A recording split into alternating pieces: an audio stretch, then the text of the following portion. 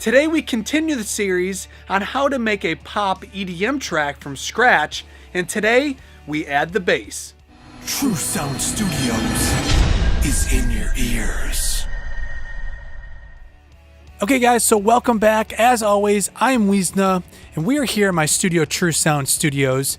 And in the last two videos, we added the chords and the drums to our track. So real quick refresher, just take a listen to this real quick.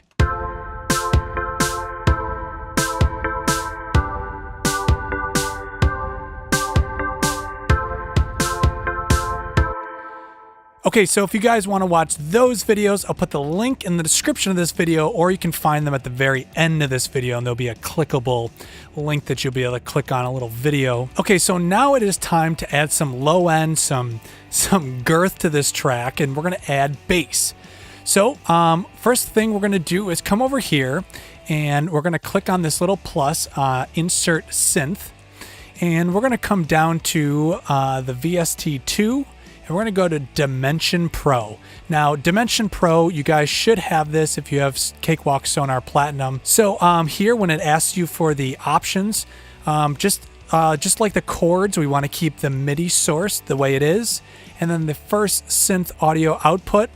And we're going to keep this pretty much all the same. Just click OK. And now you got two tracks here, okay? So let me make these a little bigger. And one of them is going to be our audio track, which is where we can put the plugins on. Our normal audio plugins will go here. So let me rename this. We're just going to call this bass.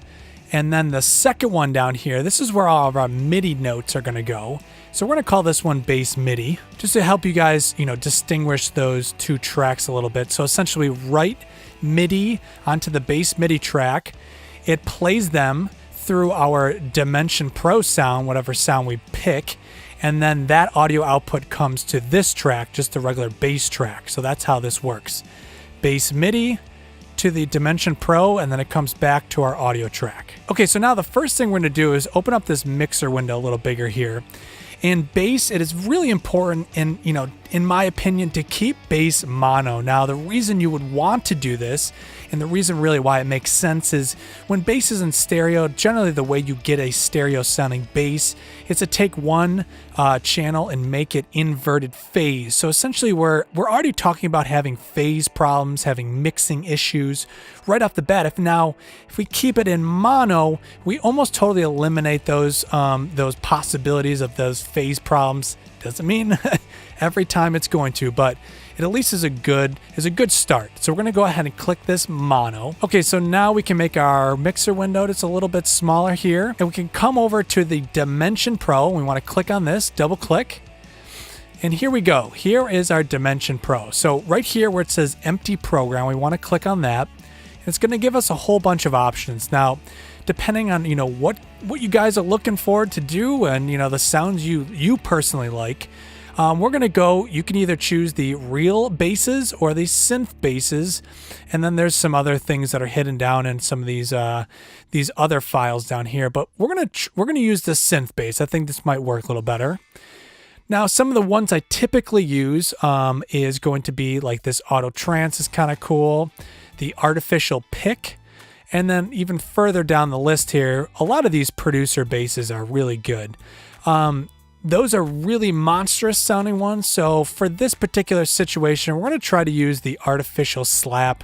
It's a fairly medium sounding bass. It's not going to be too out of control, so we don't have to deal with a whole bunch of mixing issues and how to control some of the low end. So we're going to click on the artificial slap, and now it has loaded our synth sound. We actually don't need this open anymore, so we can go ahead and close this. So what we're going to do is we're going to come over to our MIDI chords. So these are the chords that we had first wrote in the very first video. I'm going to go ahead and open these up, and generally, now this doesn't always happen, this is not always the case, but if we go ahead and grab the lowest notes on our chords, okay, we grab all those, we do edit copy, and then we close these, and we go ahead and snap this to the whole notes, because we just want to be able to snap these to see where the beginning of these chunks of chords are.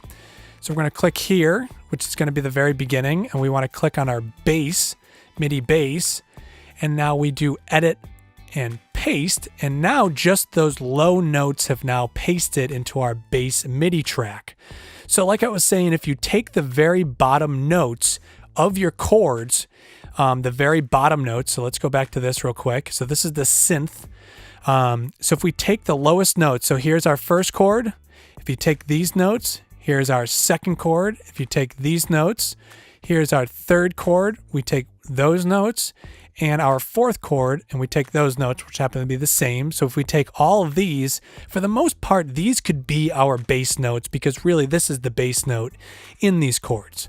So we'll go ahead and close our chords window.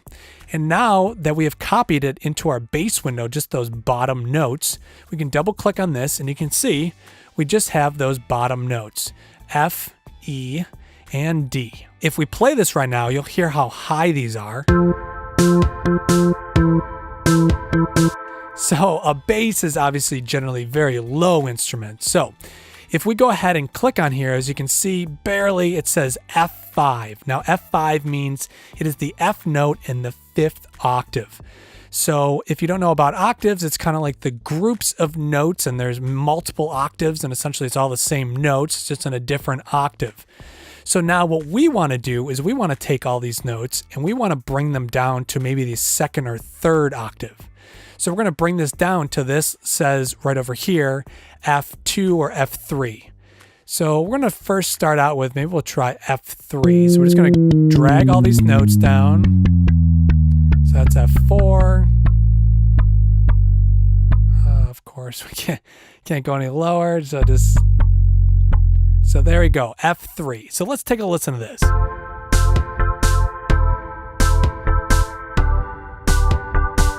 So that's good. I mean, I like that. I think if we go any lower, it's just going to be too low. You know, it's got to work with the track. You're going to find that some octaves just don't work, and you might have to bring it up an octave even though you wanted it lower. But so the first thing I'm noticing is that, see these velocities here? This is essentially how hard these notes are being hit. It's a little light. So what we can do is we can take our draw tool. Let me bring these down a little bit. Our draw tool right here. And we're just going to go right around the 100. As you can see right there to the left, it says 100. And we're just going to drag this across here and just draw them as best you can. It doesn't need to be perfect. This doesn't need to be outrageously mechanical.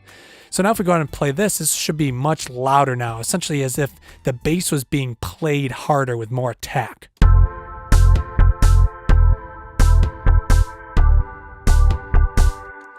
So cool. I mean, that sounds good. Now the only thing I'm kind of noticing is, you know, just that staccato-y sound, that det isn't really working with our bass. So what we're going to do is we're going to first lower these velocities. We don't really need to see that as much anymore now that we've already fixed them.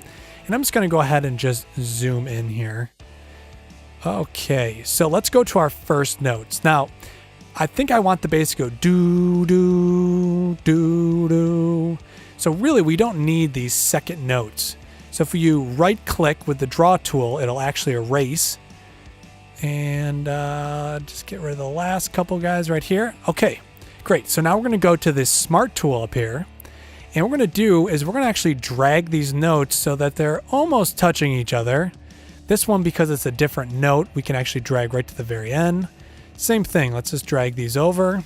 So now our bass is going to be, these notes are going to be much longer. They're going to be held out more. This one, I'm going to have to take the snap off on that so that we can get that just like that. Because if they are touching, sometimes depending on the synth, it won't actually play the next note if it's overlapping at all. So I'll just bring these right to there. Let's actually turn that snap back on, make sure it goes right to the end. There we go. So now let's take a listen.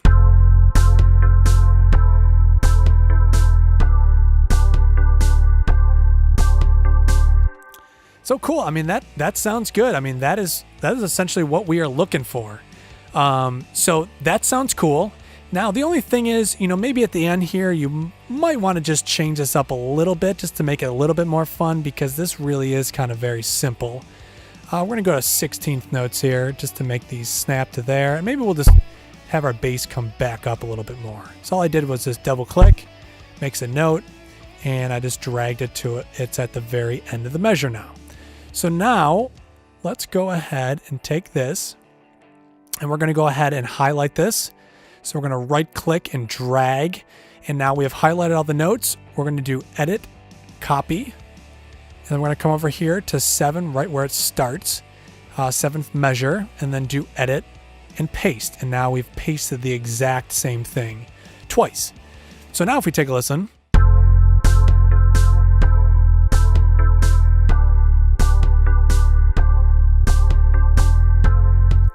So that's cool. I mean, that sounds great. So some of the things I'm noticing, first of all, that slap sound. You're hearing that ba, ba, the attack on that bass. Let's go ahead and solo it and take a listen.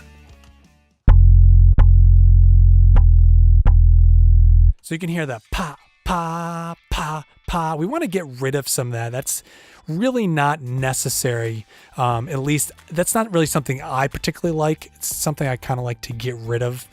Especially in a track like this. So right here in our effects bin, we can go ahead, and this is going to be on the bass track, not bass MIDI, just the bass track. And this is essentially where all the audio is now returning. So that's why we can put a plugin on here. So I'm going to go ahead and add a plugin. It can be any EQ, whatever you guys want. It doesn't have to be anything special at all. And because this is in mono, we want to make sure we pick a mono one. So we got the waves one here, and we're just going to do a low pass. We essentially only want the low end to come in. So click low pass, maybe drag this to probably somewhere right around 200. Let's take a listen to this. So that's good. I mean, that pretty much took out all the mids, low mids, and highs out of this bass track. So we can close this. And I think you guys can notice it's obviously clipping because it's just way too loud. I'm going to drag it down probably like 10 decibels. Let's see what this sounds like in the track. So I'm going to unmute our bass.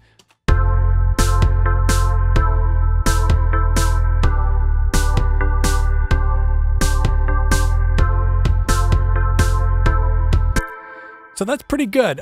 It's still a little loud. So I'm going to actually come up here to the gain, and let's try bringing this down about, maybe we'll go down 10 decibels. And then I'll bring this back up to 0 because we took 10 decibels out of this channel. So it's actually going to reduce 10 decibels down here.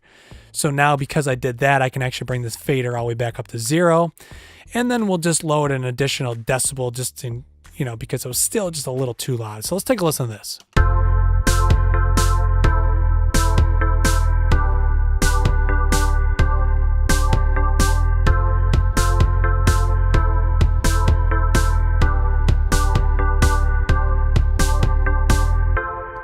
Okay, cool. So that sounds really good. So now that we have taken care of the bass, now the next video we're going to add the leads. And what's really important is we want our leads to obviously happen most likely in the chorus so that the chorus sounds even bigger. And we're also going to put some leads in the verses and maybe even the pre-chorus to help build our song. Because right now, if it starts out, I'm going to lower the volume so I can talk over this. This would be like our intro. And then coming up right here, this is like the second half. Maybe we'll make a big explosion sound and make it feel like something's really happening. And then here would be our verse. So now it's nice and plain. The vocals would start. I wanna go out of home, I don't know now.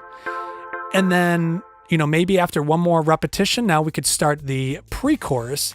And getting into some of these other videos, we're going to start talking about and arranging this track to make it also fit in to the pop world where, there's a certain formats that typically these pop songs and EDM tracks are written around. And we're also going to make it fit into the amount of time that's really allotted for radio play, somewhere between 3:15 and 3:30 total length of a track. Okay, guys, so that is how we create a bass sound to fit into this pop EDM track. So if you guys like this video, consider subscribing and hit that like button. Follow us on Instagram for daily posts. You can find the beats that I make right here at the studio on our SoundCloud page. True Sound Studios also mixes and masters your tracks. So once again, guys, thanks for watching this video. I'm Wiesna, we're at True Sound Studios, and True Sound Studios is in your ears.